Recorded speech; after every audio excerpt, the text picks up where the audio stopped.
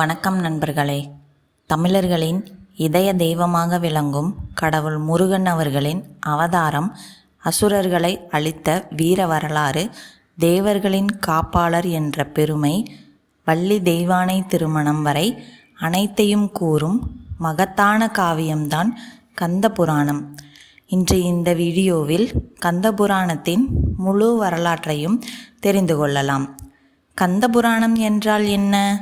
கந்த புராணம் என்பது கந்த புராணம் எனப்படும் தமிழ் சமய காவியம். இதனை கச்சியப்ப சிவாச்சாரியர் என்பவர் காஞ்சிபுரத்தில் உள்ள குமரக்கோட்டம் கோவிலில் இயற்றியதாக கூறப்படுகிறது.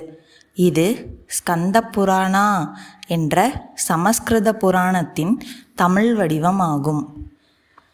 அசுரர்களின் கொடுமையிலிருந்து தேவர்களை காப்பாற்ற சிவபெருமானின் சக்தியாக முருகப்பெருமான் அவதரித்தார். முன்னொரு காலத்தில் சூரபத்மன், சிங்கமுகன், தாரகாசுரன் என்ற அசுர சகோதரர்கள் கடுமையான தவம் செய்தனர். அவர்களின் தவத்தால் மகிழ்ந்த கடவுள் சிவன் அவர்கள் முன் தோன்றி வரம் கேட்டார். அப்போது சூரபத்மன் கூறினான், என்னை சிவபெருமானின் மகன் தவிர வேறு யாராலும் அளிக்க முடியாத வரம் வேண்டும். சிவபெருமான் அந்த வரத்தை அளித்தார். அதன் பிறகு சூரபத்மன் மூவுலகையும் கைப்பற்றி தேவர்களை துன்புறுத்த ஆரம்பித்தான். தேவர்கள் சிவபெருமானிடம் முறையிட்டனர். அசுரர்களின் கொடுமையை தாங்க முடியாமல் தேவர்கள் அனைவரும் கைலாயம் சென்று சிவபெருமானிடம் உதவி கேட்டனர். அப்போது சிவபெருமானின் நெற்றிக்கண்ணிலிருந்து 6 தீப்பொறிகள் வெளிவந்தன. அந்த தீப்பொறிகளை அக்னி மற்றும் வாயு தேவன் எடுத்துச் சென்று சரவண பொய்கையில் சேர்த்தனர். அங்கு அந்த 6 தீப்பொறிகளும் 6 குழந்தைகளாக மாறின.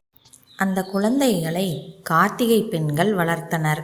பின்னர் பார்வதி அவர்கள் அந்த 6 குழந்தைகளையும் ஒன்றாக இணைத்தார். அதனால் 6 முகங்களுடன் முருகன் தோன்றினார்.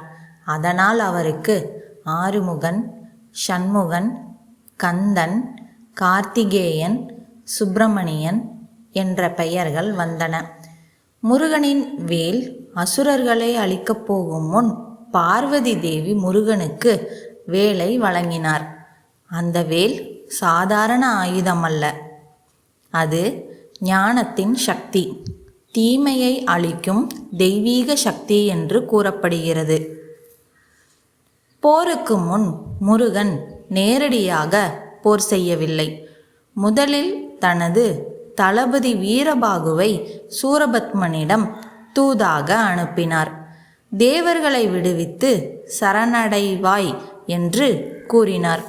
ஆனால் சூரபத்மன் அகந்தையால் மறுத்தான். இதனால் போர் தவிர வேறு வழி இல்லை.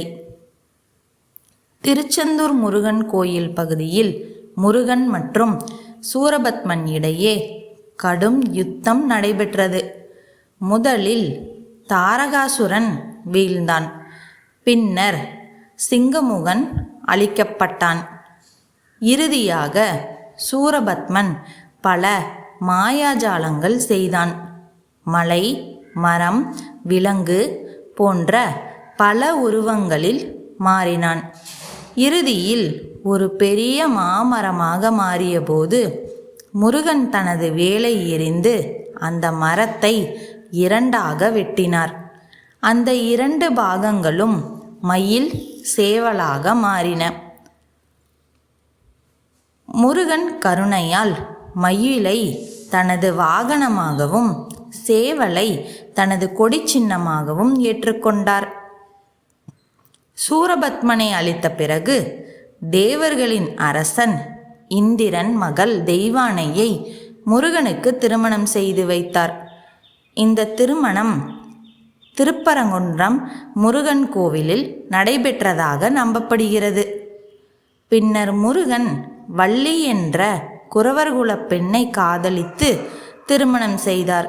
வள்ளி திருமணத்தில் முருகன் முதியவர், வேட்டைக்காரன் போன்ற பல வேடங்களில் வள்ளியை சோதித்தார். இது பக்தர்களுக்கு கடவுள் எந்த வடிவிலும் வரலாம் என்ற உண்மையை உணர்த்துகிறது. கந்த புராணத்தில் முருகனின் 6 படை வீடுகளும் முக்கியமானதாக கூறப்படுகிறது. திருப்பரங்குன்றம் முருகன் கோவில், திருச்செந்தூர் முருகன் கோவில், பழனி முருகன் கோவில், சுவாமிமலை முருகன் கோவில், திருத்தணி முருகன் கோவில், பழமுதிர்ச்சோலை முருகன் கோவில். கந்த புராணத்தின் உண்மையான அர்த்தம், கந்த புராணம் வெறும் போர்க்கதை அல்ல.